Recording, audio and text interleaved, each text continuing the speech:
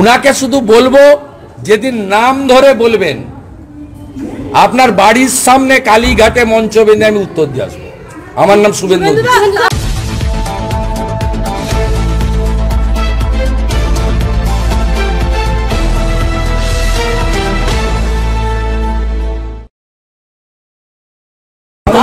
যে সিদ্ধান্ত, এই সিদ্ধান্তকে আমি প্রাথমিকভাবে স্বাগত জানাই।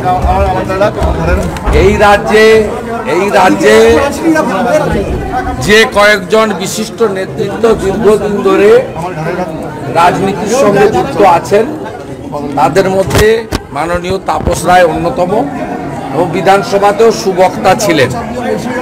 এবারে তাপস রায় রাজনৈতিক দলে যুক্ত হবেন কিনা, কোন দলে যেতে চান সেই বিষয়ে কোনো সুনির্দিষ্ট প্রস্তাব আমাদের কাছে আসে। আমাদের কাছে এলে ভারতীয় জনতা পার্টির কিছু নিজস্ব নিয়ম নীতি রয়েছে। আমরা প্রথমেই উত্তর কলকাতা জেলা বিজেপির মতামত চাইব এবং উত্তর কলকাতা জেলা বিজেপির মতামত যদি পজিটিভ হয়, আমরা আমাদের এখানে একটি টিম আছে, আমি এবং রাজ্য সভাপতি সেই টিমের সঙ্গে আলোচনা করে আমরা কেন্দ্রীয় পর্যবেক্ষকের অনুমোদন নিয়ে আমরা জানিয়ে দেব।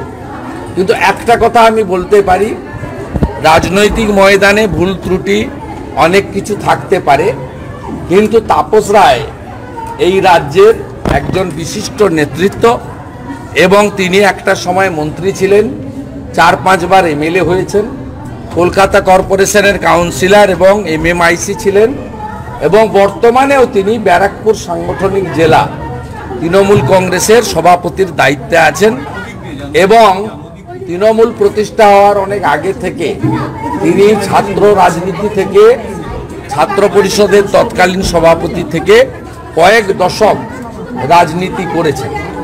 তাই আমি তার এই চোরেদের পার্টি থেকে পদত্যাগ, এই ব্যবস্থার বিরুদ্ধে পরিবারতন্ত্র বা মালিকানা কোম্পানির মতো আচরণ, তার বিরুদ্ধে যে তিনি পদত্যাগ করেছেন তাকে স্বাগত জানাবো এবং তিনি যে ভাষাতে আজকে সাংবাদিকদের কাছে এই রাজ্যের চোরেদের রানী মমতা ব্যানার্জিকে আক্রমণ করেছেন, এটাও মনে হয়েছে তিনি অত্যন্ত দৃঢ় পদক্ষেপ আগামী দিনে নিতে চান।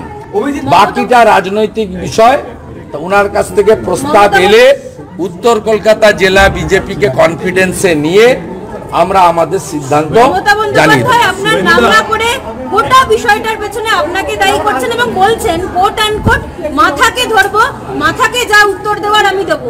কি বলবেন, এটা কি শুভেন্দু অধিকারীকে ভয়? মমতা বন্দ্যোপাধ্যায় আপনাকে নাম না করে বলেছেন মাথাকে ধরবো, গদ্দারকে ধরবো এবং যা উত্তর দেওয়ার মানুষ দেবে।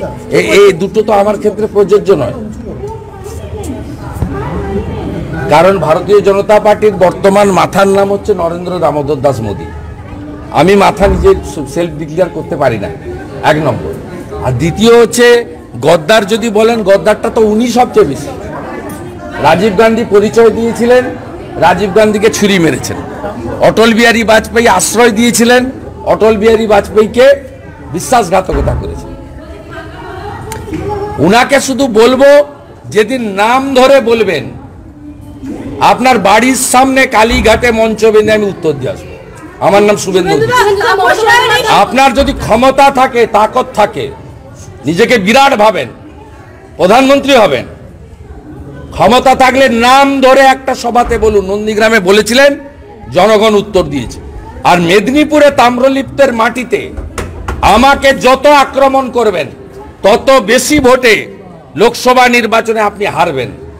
আপনার আজকের সভার দৃশ্যটা আপনি দেখে এসেছেন, আজকের সভায় কি করুণ দৃশ্য আপনি দেখে এসেছেন। ঠিক আছে, আর পিছন থেকে মেরা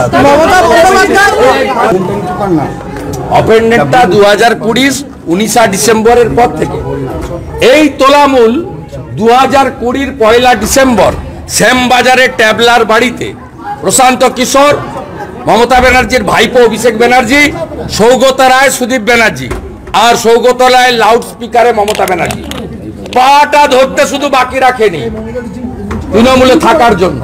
কাকে অফেন্ডার বলছেন? ট্রেনের বিষয়ে ওসব কানতে বলুন, ভোট অন্যরকম ভোট হবে এবারে। দাদা দাদা ওর কথা কেউ শুনবে না। আর বিজেপি যেন কেন্দ্রীয় বাহিনীকে প্রেসারাইজ না করে। বিজেপির কেন্দ্রীয় বাহিনী প্রসারিত করার দরকার নেই।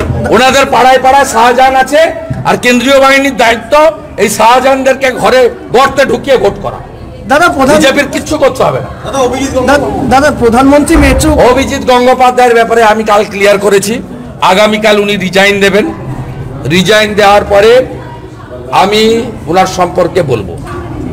হি is still now existing justice of the Kolkata high court. দাদা ন্যাচারালি অত তাড়াহুড়ার কিছু নেই, আমি কাল বিকেলে বলবো। দাদা